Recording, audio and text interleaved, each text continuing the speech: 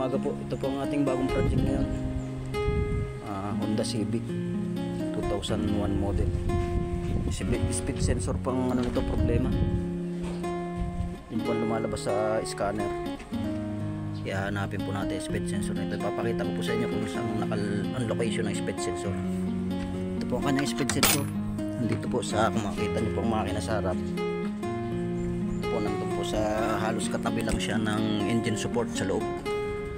Ito po ang speed sensor niya. Yan, kung makikita nyo po ito po. Yan, ito po ang speed sensor. Bubunutin ko po yung sakit niya. Yan. Nilogan ko na po ang tornilyo nito. Bali, malapit po siya sa engine support. Ito na po ang kanyang speed sensor. Lilinisin ko na po. Sa may mga Honda Civic 2001 model po. Ito po ito yung speed sensor.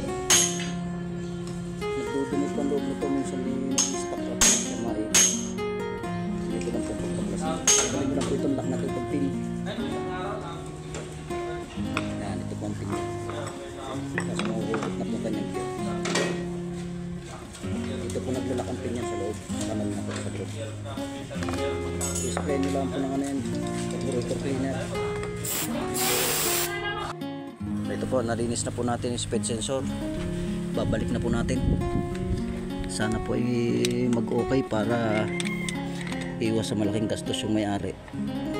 Hindi naman po masamang try po muna natin ang linis bago po tayo mag-request na palitan.